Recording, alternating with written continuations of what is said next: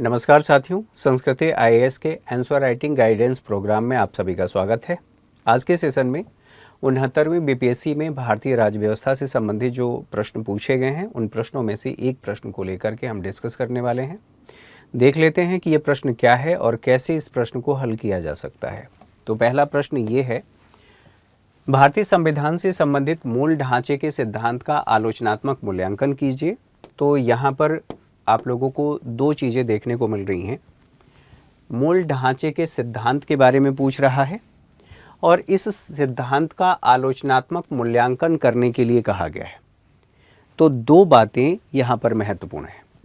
अब इन दोनों बातों को ध्यान में रखते हुए आप लोगों को क्या क्या करना है, कैसे आप अपने आंसर उत्तर प्रारूप को तैयार करेंगे, उसको एक बार देख लेते हैं। सबसे पहले जो आपका उत्तर प्रारूप होगा इसमें भूमिका होगी।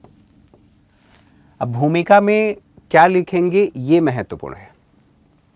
तो जब हमारा संविधान बन रहा था और संविधान बना तो संविधान सभा के सदस्यों से ये पूछा गया कि हमारा जो संविधान है क्या इसमें सबका पार्टिसिपेशन है, सबकी भागीदारी है, और क्या ये संविधान लंबे समय तक चल पाएगा, क्योंकि भारत से पहले और भारत के स्वतंत्र होने, भारत के संविधान बनने के बाद भी कई देशों के संविधान बने और वो संविधान लंबे समय तक नहीं चल पाए, यानी कि संविधान समाप्त हो गए। इसका मतलब ये हुआ कि संविधान की स्वीकार्यता नहीं थी। एक ये बात है। दूसरी बात ये है कि संविधान आवश्यक परिस्थितियों के अनुसार, यानी समय और परिस्थितियों के अनुसार बदलाव की क्षमता नहीं रखता था। भारतीय संविधान सभा के सदस्य बहुत दूरदर्शी थे। उन्होंने इन बातों को सोचा कि यदि संविधान को लंबे समय तक चलाना है और संविधान हमारे देश का आधार बने, इसी संविधान से हमारे देश की शासन व्यवस्था चलती रहे, हमारा देश चलता रहे, इसके लिए ज़रूरी है कि संविधान में कुछ कठोरता और नम्यता के तत्व होने चाहिए। तो जब मैं कठोरता के तत्वों की बात कर रहा हूँ तो इसका मतलब ये है कि संविधान निर्माताओं ने एक ऐसा ढांचा प्रदान किया जो हमेशा के लिए बना रहे, और उन्होंने एक ऐसी व्यवस्था भी दी संविधान के अनुच्छेद 368 के तहत, जिसके माध्यम से संसद चाहे समय और परिस्थितियों यानी कि अगली पीढ़ी की ज़रूरतों के अनुसार अगर कोई बदलाव की आवश्यकता है तो बदलाव भी किया जा सके। और ये व्यवस्था संविधान सभा के सदस्यों ने हमारे संविधान में दे दिया। अब इन दोनों बातों को आप लोगों को अपनी भूमिका में लिखना है कि संविधान सभा के सदस्यों ने ऐसा क्या किया। ठीक है, तो आप लोगों को दो चीज़ें ध्यान रखनी है कि हमारा जो संविधान है वह लचीला और कठोर दोनों का मिश्रण है। तो संविधान सभा के सदस्यों की उस भावना को आपने यहाँ पर भूमिका में बता दिया। बताने के साथ साथ अब ये बात आती है कि भूमिका तो आप लिख लेंगे, ठीक है। अच्छा, एक और चीज़, संविधान सभा के सदस्यों ने एक ढांचा प्रदान किया। जब उनसे ये पूछा गया कि बताइए जो अगली पीढ़ी होगी उसका प्रतिनिधित्व कैसे होगा और वो कैसे अपने आप को संविधान से जोड़ करके देखेगी, तो उन्होंने कहा जैसे हमारे देश में राष्ट्रपति का प्रावधान है, प्रधानमंत्री हैं, पीएम की बात कर लीजिए। पीएम हमारे देश में जो सरकार है, सरकार का प्रमुख होगा। राष्ट्रपति हमारे राष्ट्र का, ठीक है, हमारे राष्ट्र का प्रतिनिधित्व करेगा, राष्ट्र का प्रमुख होगा, और प्रधानमंत्री सरकार का। इसके अलावा आप नीचे की व्यवस्थाओं को याद करिए। तो ये बताइए, एक ढांचा दिया गया है, इस ढांचे में आप समय और परिस्थितियों के अनुसार परिवर्तन करते हैं, अपने मताधिकार का प्रयोग करते हैं और आपका प्रतिनिधित्व यहाँ पर सुनिश्चित होता है। जिस तरह से एक मकान बनती है और मकान का ये जो ढांचा है, ये जो पिलर है, वो ऐसे ही रहता है, ठीक है, इसका फाउंडेशन वैसे ही रहता है, लेकिन आप चाहें तो दरवाज़ा इधर से खोल लीजिए या इधर से खोल लीजिए, जैसा आपको वेंटिलेशन या जैसी आपकी सहूलियत हो उसके हिसाब से आप कर सकते हैं। अगर आपको लगता है कि आपके घर में कैश खूब है और कहीं आग लगने की संभावना, तो आप पीछे से लेकर के भाग भी सकते हैं। ठीक है, यहाँ तक बातें समझ में आ गई। तो आप मूल ढांचे की बात समझ गए। जो अगली बात यहाँ पर बताना है, जो आपका उत्तर प्रारूप होगा, यहाँ पर हम कहेंगे मूल ढांचे का सिद्धांत। ठीक है, मूल ढांचे का सिद्धांत। अब मूल ढांचे के सिद्धांत में आप लोगों को ध्यान रखना है, यहाँ पर विकास नहीं पूछा गया है कि कहाँ से विकास हुआ है। आप इसमें बताएंगे केशवानंद भारती, केशवानंद भारतीवाद, और इस केस में सर्वोच्च न्यायालय का निर्णय जो कुछ भी सर्वोच्च न्यायालय ने कहा उन सभी बातों को, जैसे संविधान के भाग 3 के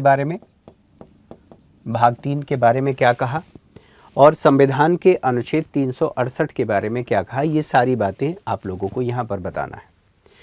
अब बात कर लेते हैं तीसरे स्टेप की। यहाँ पर आप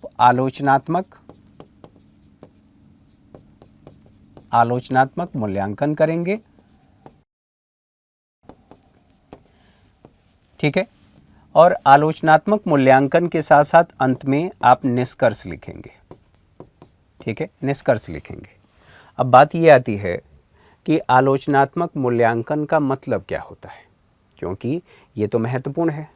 तो जब भी आप आलोचनात्मक मूल्यांकन की बात करते हैं तो मान लीजिए कोई विषय हो, कोई तर्क हो, कोई तथ्य हो, कोई अनुभव हो, कोई विचार हो, तो जो जैसा है उसी को वस्तुनिष्ठ तरीके से परखना ही कहा जाता है कि यह आलोचनात्मक मूल्यांकन है। मैंने कहा वस्तुनिष्ठ तरीके से उसको परखना।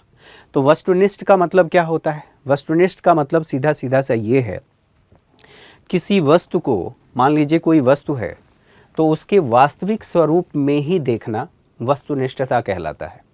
तो यहाँ पर जो तथ्य दिए गए हैं उसी के आधार पर उसको परखना है। तो जब मैं वस्तुनिष्ठ की बात कर रहा हूँ, इसका मतलब ये हुआ कि मैं व्यक्तिनिष्ठ की बात नहीं कर रहा हूँ।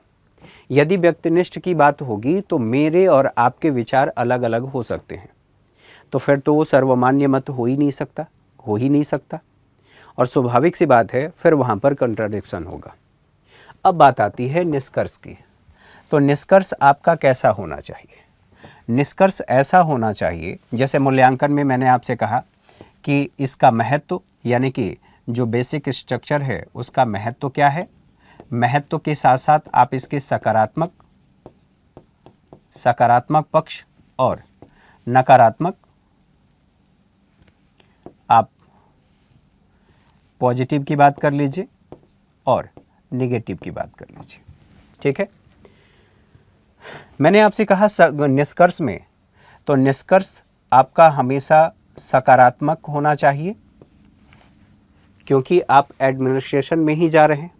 ठीक है, दूसरी महत्वपूर्ण बात यह है कि सुझावात्मक होना चाहिए। सुझावात्मक होना चाहिए यानी कि आप उसमें कुछ सुझाव भी दे रहे हैं, और जो सुझाव दे रहे हैं वो कैसा होना चाहिए? वह सर्वमान्य होना चाहिए। ऐसा ना हो कि जो सुझाव दे रहे हैं, जो तर्क आप दे रहे हैं, वो केवल आप ही समझ रहे हैं, आपकी ही नज़र में अच्छा है, तो मामला व्यक्तिनिष्ठ हो गया। ठीक है, आप ऐसा तर्क दें कि जब भी कोई उसे देखे, समझे, उसे पढ़े तो उसे लगे कि हाँ ये सर्वमान्य है। ऐसा नहीं है कि केवल आपने एक पक्ष को ध्यान में रख करके दे दिया है। तो ये बातें आप ध्यान रखेंगे। अब बात आती है कि मूल ढांचे के सिद्धांत की बात कर लेते हैं। अच्छा, तो मूल ढांचे के सिद्धांत के बारे में जब हम बात कर रहे हैं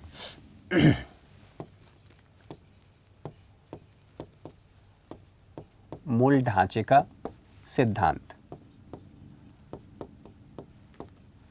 एग्जाम को ध्यान में रखते हुए इसके विकास को समझ लेते हैं, कहाँ से ये आ रहा है। हालांकि प्रश्न में ये पूछा नहीं गया है, ये आप लोगों की जानकारी के लिए मैं बता रहा हूँ कि कहाँ से स्टेप बाय स्टेप चीज़ें आ रही हैं। हमारे संविधान में पहला संशोधन किया गया, फर्स्ट कॉन्स्टिट्यूशनल अमेंडमेंट किया गया। ये किया गया था 1951 में, और इसके माध्यम से भूमि सुधार और भूमि सुधार को लेकर के जो समस्याएं आ रही थी उन सभी बातों को ध्यान में रखते हुए 9वीं अनुसूची भी संविधान में शामिल की गई। 9वीं अनुसूची का मतलब ये था कि अगर उसमें कोई विषय डाल दिया गया तो वह न्यायपालिका के न्यायिक समीक्षा के दायरे से बाहर हो जाएगा। इन सभी बातों को लेकर के विवाद उत्पन्न हो गया। विवाद क्या उत्पन्न हुआ? जैसा कि मैंने आप लोगों से कहा कि आर्टिकल 368 है, यह संसद को संविधान संशोधन करने की शक्ति प्रदान करता है। यहीं पर जो पहला संविधान संशोधन किया गया, न्यायपालिका और विधायिका के मध्य विवाद उत्पन्न हुआ। यहाँ तक तो मामला चलता रहा। एक मामला आता है जिसको कहते हैं 1951 में ही ये मामला आता है। उस मामले का नाम था या वाद का नाम था शंकरी प्रसाद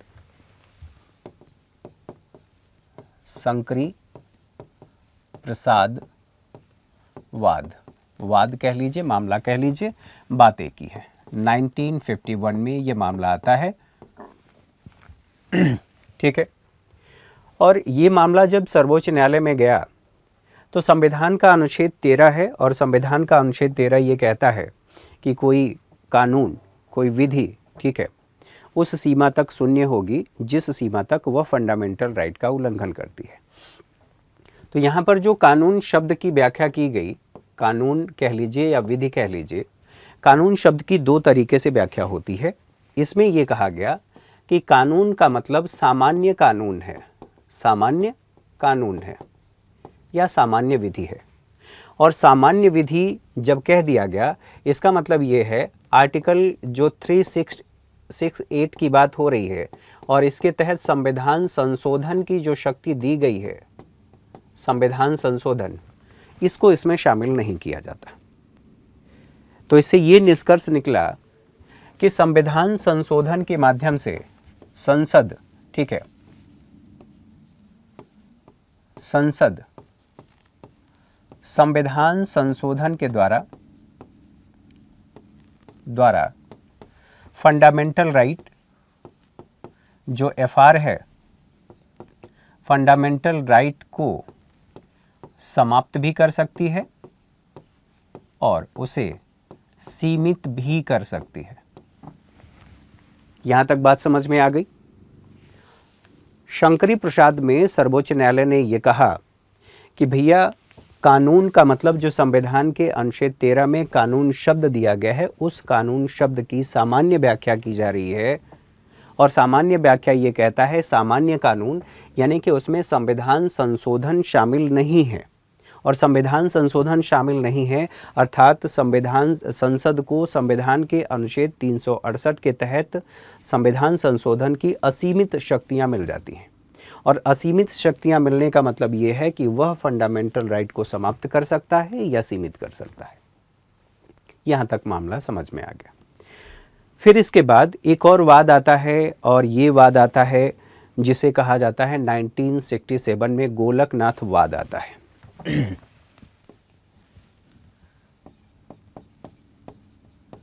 गोलकनाथ वाद 1967 का ये मामला है। गोलकनाथ वाद जब आया तो सर्वोच्च न्यायालय ने इस वाद में, ठीक है, जो कानून शब्द है, ठीक, इसकी विस्तारित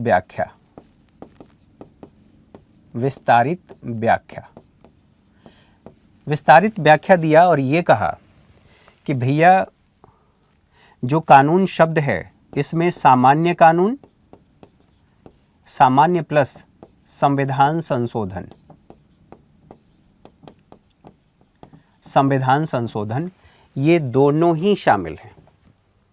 अब जैसे ही ये बात कह दी गई कि संविधान संशोधन भी इसमें शामिल है, इसका मतलब कि संविधान संशोधन के माध्यम से अगर कोई कानून बनाया गया है, कोई विधि बनाई गई है या हटाया गया है, तो न्यायपालिका उसकी न्यायिक समीक्षा कर सकती है और न्यायिक समीक्षा कर सकती है।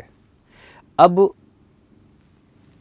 यहाँ पर एक बात और समझने वाली है कि अब जो संसद है वह संविधान संशोधन के द्वारा, संसद संविधान संशोधन, ठीक है, जो फंडामेंटल राइट है, फंडामेंटल राइट को न तो समाप्त कर सकता है और सीमित भी नहीं कर सकता। ठीक, जैसे ही ये मामला आया वैसे ही हमारी संसद का ईगो हर्ट हो गया, और ईगो हर्ट हुआ तो उन्होंने क्या किया कि 24वां संविधान संशोधन कर दिया। और 24वां संविधान संशोधन करके या 24वें संविधान संशोधन के माध्यम से संविधान के अनुच्छेद 13 और संविधान के अनुच्छेद, ठीक है, 368 दोनों में ही संशोधन किया गया। और संशोधन करके ये कहा गया कि संसद को संविधान के अनुच्छेद 368 के तहत असीमित शक्तियां प्राप्त हैं। और जो संविधान के अनुच्छेद 13 में संशोधन किया गया उसमें यह कहा गया कि भैया, इसमें जो कहा गया है कि कानून शब्द की व्याख्या, कानून शब्द की व्याख्या यहाँ पर सामान्य कानून है, विशेष यानी कि संविधान संशोधन इसमें शामिल नहीं है। ये दोनों बातें 24वें संविधान संशोधन के माध्यम से संसद ने स्पष्ट कर दिया। तो अब बात आती है 24वां संविधान संशोधन, ठीक है। और 24वां संविधान संशोधन किस में ये कर रहा है, तो आर्टिकल 13 प्लस 368। क्लियर है?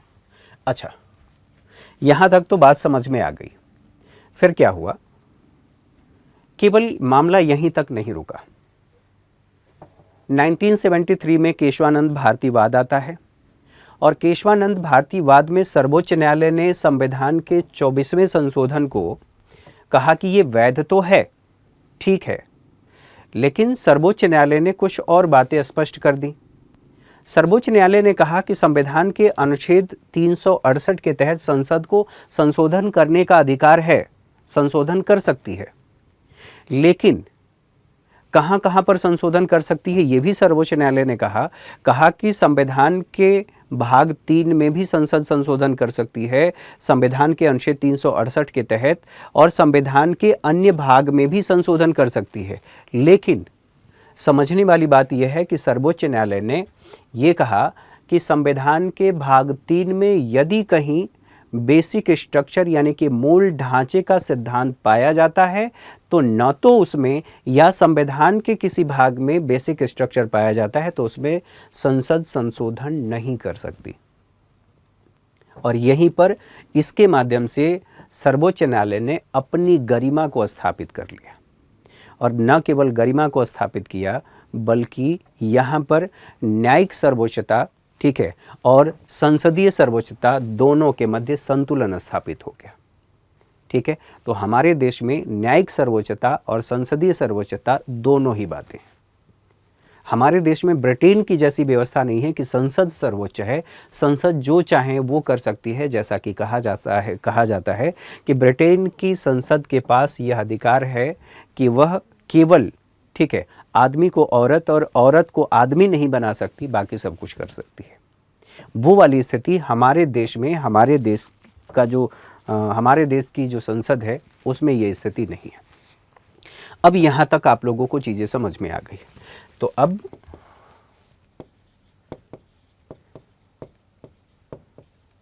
केशवानंद वाद 1973, ठीक है, सर्वोच्च न्यायालय का निर्णय मैंने आप लोगों को बता दिया। यहीं से बेसिक स्ट्रक्चर का सिद्धांत आ गया। अच्छा, अब बेसिक स्ट्रक्चर का सिद्धांत आ गया तो आप लोग बताइए, जो अभी तक मैंने कहा, क्या कहीं पर संविधान में बेसिक स्ट्रक्चर क्या है इसका उल्लेख है? नहीं है।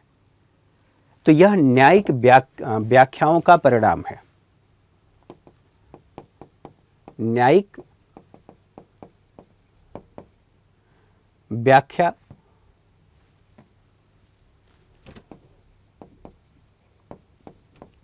का परिणाम है।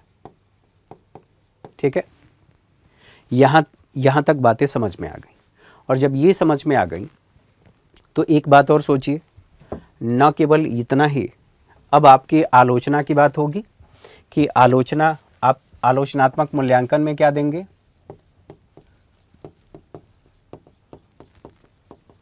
ठीक है, आलोचनात्मक मूल्यांकन। तो दो बातें आप लोगों को ध्यान रखना है, तीन बातें। यहाँ पर महत्व की हम बात कर लेंगे, आगे हम उसको समझ लेंगे। यहाँ पर इसके, ठीक है, महत्व और आलोचना,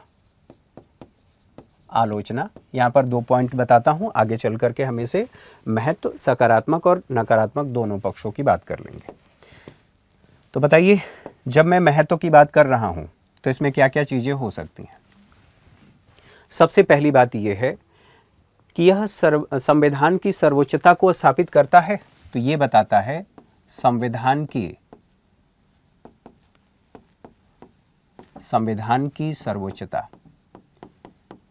ठीक है, हमारे देश में संविधान ही सर्वोच्च है। व्यक्ति, न तो प्रधानमंत्री सर्वोच्च हैं, न ही विधि मंत्री सर्वोच्च हैं और न ही राष्ट्रपति सर्वोच्च हैं।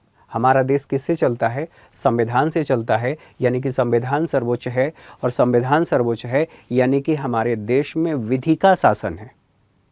और विधि का शासन है, इसका मतलब ये हुआ कि सीमित सरकार है। सरकार पर भी, ठीक है, बाध्यताएं हैं। तो एक तो बात ये समझ में आ गई कि संविधान की सर्वोच्चता यहाँ पर विद्यमान है। और जब संविधान की सर्वोच्चता है तो क्या संविधान को तोड़ा जा सकता है, समाप्त किया जा सकता है? नहीं। तो संविधान की अखंडता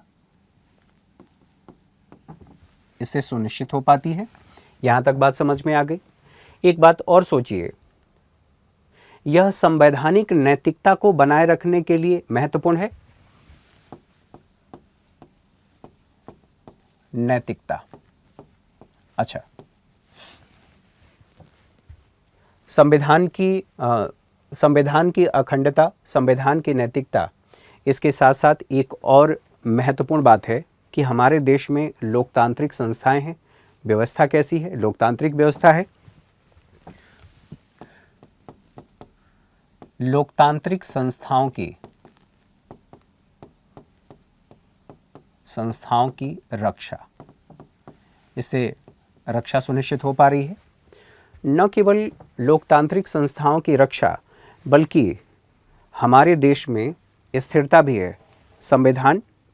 संविधान का मूल ढांचा और उसके साथ साथ सरकार की भी, और समय और परिस्थितियों के अनुसार इसमें संतुलन भी स्थापित हो रहा है। तो आप कहेंगे स्थिरता और संतुलन दोनों ही इससे सुनिश्चित हो पाता है। स्थिरता और संतुलन, ठीक है, स्थिरता और संतुलन दोनों ही इससे सुनिश्चित हो पाती है। और सारा मामला था किससे? मौलिक अधिकारों से संबंधित। तो इससे हमारा जो फंडामेंटल राइट है की रक्षा सुनिश्चित होती है। अच्छा, मुझे लगता है कि इतने सारे पॉइंट काफ़ी हैं, आप लिख सकते हैं। एक और पॉइंट इसमें, न्यायिक समीक्षा। ठीक है, न्यायिक समीक्षा। अब इन्हीं तथ्यों के आधार पर आप चाहें, न्यायिक समीक्षा को बढ़ावा तो मिलता ही है, आप आलोचना को भी इन्हीं तथ्यों के आधार पर स्पष्ट कर सकते हैं। बताइए, आलोचना में जब हम सबसे पहली बात क्या करेंगे कि हमारे देश में क्या बेसिक स्ट्रक्चर के लिए कोई आधार है? हम लोगों ने संविधान में चर्चा किया कि संविधान में इससे संबंधित कोई आधार, कोई बात नहीं कही गई है। यह संवैधानिक व्याख्याओं से उत्पन्न हुआ है। तो आप पहली बात ये कहेंगे कि संवैधानिक आधार नहीं है, आधार नहीं है।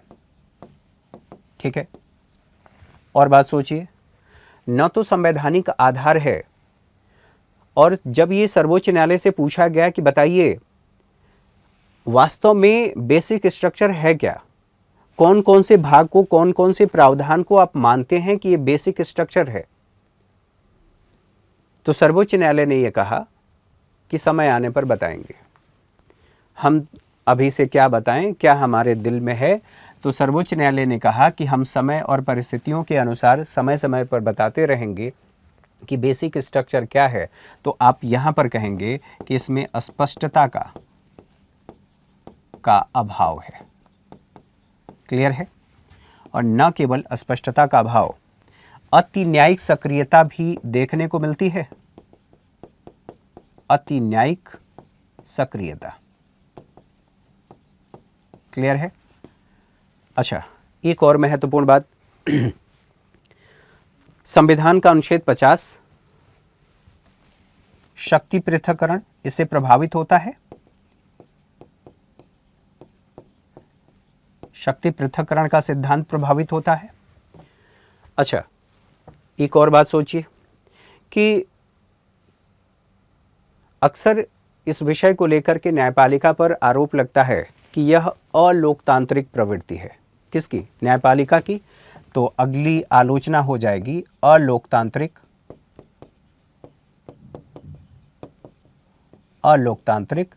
प्रवृत्ति। ठीक है, आपको ये लगेगा तो नकारात्मक पक्ष इतने आ गए, तो सकारात्मक पक्ष कहाँ बचेंगे? इन्हीं में संतुलन आपको बनाना है, और संतुलन बनाने के साथ साथ आपको एक संतुलित निष्कर्ष देना है। अच्छा, एक बात और सोचिए, अलोकतांत्रिक प्रवृत्ति के साथ साथ अगर ऐसा लगता है कि संविधान का विकास होना चाहिए, तो इससे संविधान का विकास भी तो बाधित होता है, क्योंकि न्यायपालिका है, देख लेगी। और यहाँ पर बात हुई है न्यायिक समीक्षा, तो इससे संवैधानिक विकास प्रभावित होता है। संवैधानिक विकास प्रभावित की जगह बाधित शब्द, ठीक है, उपयुक्त रहेगा। यहां तक बातें आप लोगों को समझ में आ गई। अब इसके बाद जो हम लोगों ने समझा था कि निष्कर्ष में कौन कौन सी बातें होनी चाहिए, निष्कर्ष में उन सभी बातों का समावेश कर देंगे, बाकी आपका आंसर एप्रोप्रिएट है। हालांकि इसमें चाहें तो कुछ चीज़ें और आप जोड़ सकते हैं, घटा सकते हैं। अब एक बार स्लाइड में देख लेते हैं, स्लाइड में क्या क्या बातें लिखी हुई हैं। यहाँ पर देखें, भूमिका क्या दी गई है। भारतीय संविधान विश्व का सबसे लंबा लिखित संविधान है, जिसमें लचीलापन और कठोरता दोनों का अद्भुत समावेश है। संविधान निर्माता चाहते थे कि संविधान समय के साथ बदल सके, लेकिन उसकी मूल भावना या आत्मा सुरक्षित रहनी चाहिए। इसी संदर्भ में 1973 वर्ष 1973 में केशवानंद भारतीवाद में न्यायिक व्याख्याओं से मूल ढांचे के सिद्धांत की अवधारणा विकसित हुई, जो यह सुनिश्चित करता है कि संसद संविधान में संशोधन कर तो सकती है, लेकिन संविधान की मूल विशेषताओं को समाप्त नहीं कर सकती। दूसरे शब्दों में, यह संविधान की कुछ ऐसी अपरिवर्तनीय, जिसे परिवर्तित नहीं किया जा सकता, मूल विशेषताएं हैं, जिन्हें संसद द्वारा संशोधित या परिवर्तित नहीं किया जा सकता। क्लियर है यहाँ तक बातें? बाकी ये जो बातें हैं आप लोग देख रहे हैं, जो हम लोगों ने चर्चा कर लिया है, वही सारी बातें बताई गई हैं। अब बात आती है कि मूल ढांचे के सिद्धांत के तत्व कौन कौन से हैं। तो संविधान की सर्वोच्चता है, भारतीय राज्य का स्वतंत्र, लोकतांत्रिक और गणतांत्रिक स्वरूप है। संविधान का धर्मनिरपेक्ष चरित्र, विधायिका, कार्यपालिका और न्यायपालिका के बीच शक्तियों का पृथक्करण, संघीय ढांचा, राष्ट्र की एकता और अखंडता, कल्याणकारी राज्य यानी कि सामाजिक आर्थिक न्याय की बात कर रहा है, न्यायिक समीक्षा, व्यक्ति की स्वतंत्रता और गरिमा, इसके साथ साथ संसदीय कानून, कानून का शासन, मौलिक अधिकारों और नीति निर्देशकों के मध्य सामंजस्य और संतुलन, समता का सिद्धांत, स्वतंत्र और निष्पक्ष चुनाव, न्यायपालिका की स्वतंत्रता, संविधान में संशोधन करने की संसद की सीमित शक्ति, न्याय तक प्रभावी पहुंच, मौलिक अधिकारों के अंतर्निहित सिद्धांत या सार कह सकते हैं। अनुच्छेद 32, 136, 141, 142 के तहत सर्वोच्च न्यायालय की शक्तियां, संविधान के अनुच्छेद 226 की बात कही गई है, 27 की भी बात कही गई के तहत न्यायालयों की शक्तियां, हाईकोर्ट की शक्तियों के बारे में बात कर रहा है। अब बात कर लेते हैं इस सिद्धांत का महत्व क्या है। तो संविधान की आत्मा की रक्षा होती है, यानी कि संसद या सरकार संविधान के मूल मूल्यों को नहीं बदल सकती। लोकतांत्रिक व्यवस्था की सुरक्षा होती है, भारत की लोकतांत्रिक प्रणाली की स्थिरता बनी रहती है। नागरिक अधिकारों का संरक्षण होता है, अर्थात मौलिक अधिकारों की सुरक्षा इससे सुनिश्चित होती है। विधायिका और न्यायपालिका की शक्ति सीमित है, यानी कि एब्सोल्यूट पावर नहीं है। ये बताता है कि भारत में विधि का शासन है। संविधान का स्थायित्व, यानी कि संविधान लचीला भी रहा है और स्थिर भी। ठीक है, आगे बात कर लें सकारात्मक पक्ष क्या है, तो लोकतंत्र की रक्षा होती है, संविधान सत्ता पर नियंत्रण भी और नागरिकों के अधिकार इससे सुरक्षित रहते हैं, न्यायिक स्वतंत्रता भी इससे सुनिश्चित होती है। सारी बातें यहाँ पर दी गई हैं। इसके अलावा नकारात्मक पक्ष ये है कि न्यायिक सक्रियता का अतिरेक देखने को मिलता है, अस्पष्टता की स्थिति, संसद की सर्वोच्चता पर इससे क्वेश्चन मार्क लगता है। ठीक है, क्योंकि जो जजेस हैं, जो चुने हुए प्रतिनिधि हैं, जनता द्वारा चुने गए प्रतिनिधियों की शक्ति यहाँ सीमित हो जाती है, न्यायपालिका की शक्ति प्रभावी हो जाती है। न्यायिक सर्वोच्चता की बात हो गई, संविधान संशोधन प्रक्रिया इससे जटिल होता है, अगर आवश्यक बदलाव करना हो तो बदलाव नहीं हो पाता। ठीक है, इससे संबंधित जितनी बातें थीं उन बातों को हम लोगों ने समझ लिया। अब बात कर लेते हैं निष्कर्ष की। मूल ढांचे का सिद्धांत भारतीय संविधान की रक्षा का सबसे सशक्त उपकरण बना है। इस सिद्धांत ने यह सुनिश्चित किया है कि भारत का संविधान समयानुकूल बदले तो सही, लेकिन उसकी मूल पहचान और आत्मा हमेशा सुरक्षित रहे। यद्यपि इस सिद्धांत की आलोचना भी होती रही है, विशेषकर न्यायपालिका की अत्यधिक सक्रियता व अस्पष्टता के कारण, फिर भी लोकतांत्रिक व्यवस्था की स्थिरता व नागरिक अधिकारों की सुरक्षा हेतु इसकी आवश्यकता सर्वमान्य है। भविष्य में आवश्यकता है कि न्यायपालिका मूल ढांचे के तत्वों को अधिक स्पष्ट करे और संसद तथा न्यायपालिका के मध्य संतुलन बना रहे। ठीक है, क्योंकि संसद में जनता के द्वारा निर्वाचित प्रतिनिधि गए हैं। क्लियर है? तो इससे संबंधित जो बातें हो सकती थी उन बातों को हम लोगों ने लेकर के चर्चा कर लिया। उम्मीद है आप लोगों को ये सेशन पसंद आया होगा। अगर पसंद आया है तो आप लोग लाइक कर सकते हैं, अगर नहीं आया तो डिसलाइक कर सकते हैं, कमेंट करके बता सकते हैं। आज के सेशन में इतना ही। अगली क्लास में मुलाकात होगी एक और प्रश्न के साथ। अगले सेशन में हम 2-2 प्रश्न लेंगे, ऐसी उम्मीद है। मुलाकात होगी अगले सेशन में, तब तक के लिए नमस्कार।